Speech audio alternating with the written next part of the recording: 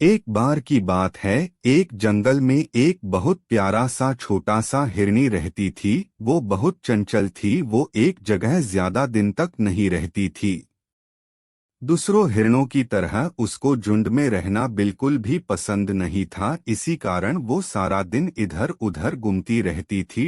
एक दिन वो हिरनी घूमते घूमते नदी किनारे आ पहुंची। उसने सोचा कि अब वो बहुत थक चुकी है, तो उसने सोचा कि अब वो थोड़ा पानी पीकर वही बड़ी किनारे आराम कर ले। तभी एक शिकारी से झाड़ियों के पीछे से झुककर उस हिरन को देख लिया। जैसे ही हिरनी ने शिकारी को देखा, वो बहुत बुरी तरह से डर गई थी।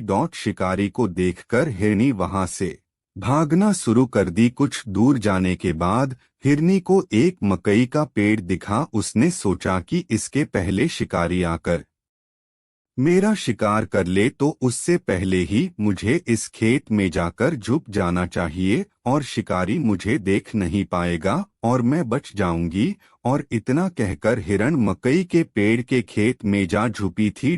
मकई का पेड़ काफी घना था, जिसके कारण हिरनी वह आराम से जाकर छुपी हुई थी। शिकारी ने उसे बहुत खोजा पर वो नहीं मिली। बहुत देर तक खोजने के बाद हिरानी नहीं मिली, तो वो शिकारी बहुत थक चुका था। हिरानी ने सोचा कि अब वो बच जाएगी और उसने सींच की अब तक तो शिकारी भी चला गया होगा। हिरानी बड़े आराम से मकई के पत्तों को खाने लगी। खेत में से आवाज सुनकर शिकारी समझ गया कि हिरनी इसी खेत में छुपी हुई है। शिकारी बिना वक्त गवाए हिरनी की तरफ अपना बाड़ चला दिया और वो बाड़ सीधा जाकर हिरनी को लगा। हिरनी ने सोचा कि जिसने मुझे शिकारी से छिपने के लिए जगह दी, जिसने मुझे सहारा दिया, उसी को मैं खाने लगी। हिरनी ने कहा, मैंने बहुत मूर्खता का काम किया है। इतना सोचते ही हिरनी तुरंत मर गई।